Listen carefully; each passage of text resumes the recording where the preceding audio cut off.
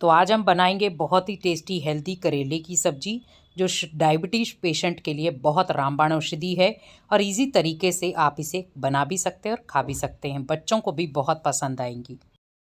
Recipe बनाना शुरू करते हैं। तो करेले की सब्जी के लिए सबसे पहले मैंने लिए हैं करेले। तो आप कम ज़्यादा कर सकते हैं। तो यहाँ पर मैंने 3 करेले लिए हैं। इन्हें अच्छी तरह से मैंने धुलाई कर लिया है। तो अभी हम ऊपर से हल्का हल्का हमें इसका छिलका उतारना है। अगर आप थोड़ा थोड़ा छिलका उतार लेंगे तो बहुत अच्छा रहेगा।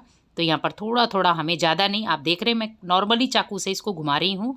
बस ऊपर का जो साइड है बस हमें वो निकालना है। और अगर आप चाहें तो इसे आप मसाले में ऐड कर सकते हैं इस चीज़ को, लेकिन अगर आप नहीं खाते हैं तो आप स्किप कर दें। तो यहाँ पर मैं सारे करेले जो हैं वो अच्छी तरह से छील लेती हूँ। तो आप इसे नॉर्मली घर में बनाकर रख सकते हैं। कोई भी आप सब्जी बनाते हैं उसके साथ आप खा सकते हैं। तो ये बीमारियों को हमेशा दूर रखता है, क्योंकि करेला जो है वो हमारे शरीर के लिए, हमारी स्किन के लिए या हमारी डाइट चार्ट में भी शामिल होता है। तो यहाँ पर बहुत सारे लोग करेले का जूस भी पीते हैं। तो आज हम बनाएंगे करेले की सब्जी। तो यहाँ पर तीनों करेले मैंने छील के तैयार कर लिए हैं। तो अगर आपको भी फिट रहना है तो डेली आप थोड़े थोड़े करेले ये सब्जी के रूप में शामिल ज़रूर करें अपनी डाइट में। अब यहाँ पर आगे और पीछे का हिस्सा आप निकाल दें। अब यहाँ छोटे छोटे पीस हम गोल गोल काटेंगे, क्योंकि हम गोल तरीके से करेले बनाएंगे ताकि इजी तरीके से ये थोड़े क्रिस्पी भी रहें और सिक भी जाएं। तो इन्हें आप कम से कम भी 1 हफ्ते तक फ्रिज में रख सकते हैं बना करके, और जब आप खाना चाहें तब आप खा। तो इसको परोंठी के साथ भी खा सकते हैं, और जैसे आप दाल बनाते हैं तो दाल के साथ भी ये बहुत टेस्टी लगते हैं।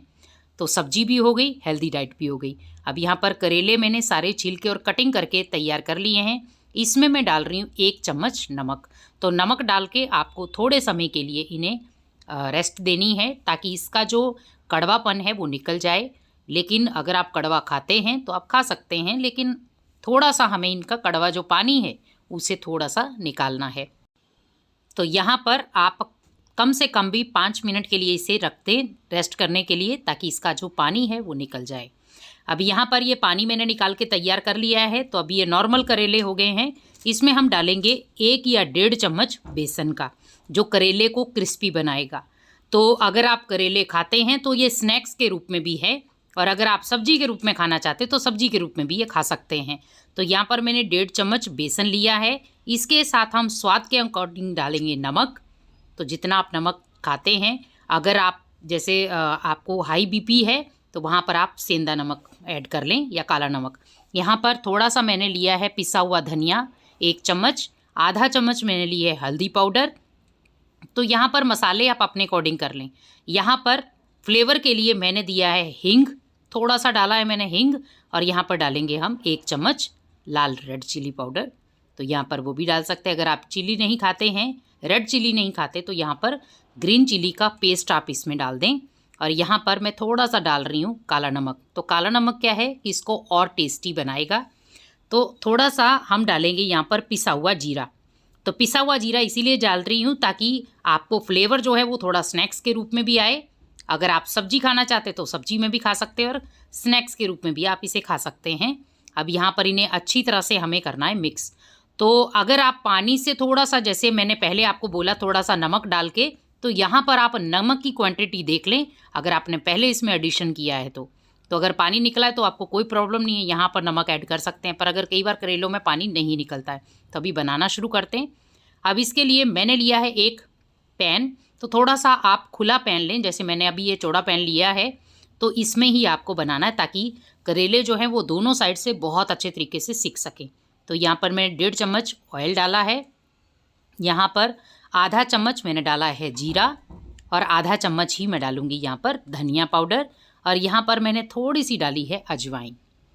तो आप कम ज़्यादा कर सकते हैं, लेकिन मैंने थोड़ा थोड़ा ही डाला है क्योंकि करेले थोड़े हैं। अब यहाँ पर इन 3 चीज़ों को डालने के बाद हम यहाँ पर करेले रख देंगे। तो आप एक एक करके यहाँ पर, क्योंकि हमने उस पर बेसन लगाया है, हम एक साथ ना डालें, तो एक एक करके आप थोड़े डाल दें।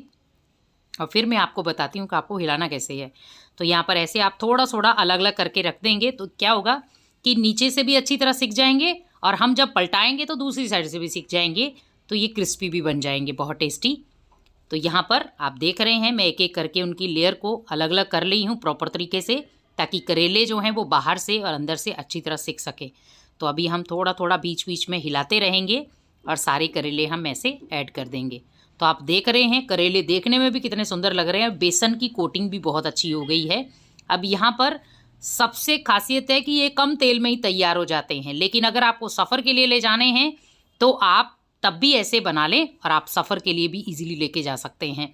लेकिन कई बार हम सोचते हैं कि सफ़र में किस तरीके के करेले लेकर जाएं जो कम से कम 2 या 3 दिन तक चल जाएं, 4 दिन तक चल। अगर आप सर्दियों में लेकर जा रहे हैं तो ये सर्दियों में भी कम से कम भी 3 दिन तक खराब नहीं होंगे, और अगर आप गर्मियों में लेकर जा रहे हैं तो भी आपके 1 या 2 दिन ये करेले आराम से ईजिली आप रख सकते हैं। तो ये सफ़र के लिए भी बहुत ईजी और हेल्दी रेसिपी है। अब यहाँ पर करेले को हमें सिम गैस पर अच्छी तरह से भूनना है। तो जितना आप इसे भूनेंगे उतना उसमें फ्लेवर आएगा। लेकिन कई बार क्या होता है कि हम गैस तेज़ कर देते हैं और फटाफट से इसको हिलाना शुरू कर देते हैं और पकाते हैं। तो इससे क्या होता है कि कई बार करेले के अंदर नमी रह जाती है, जिससे करेले ख़राब होने का डर रहता है।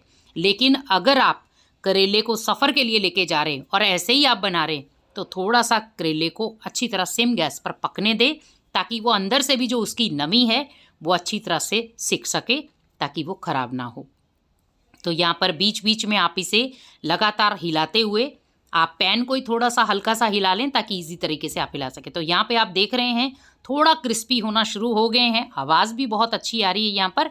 अब यहाँ पर क्रिस्पी होने के साथ साथ हमें इनको भूनना है। तो यहाँ क्रिस्पी भी हो गए हैं, लेकिन थोड़ा थोड़ा हम इसे भून लेंगे। और यहाँ पर भूनने से क्या होगा कि आप इसे स्टोर करके भी रख सकते हैं।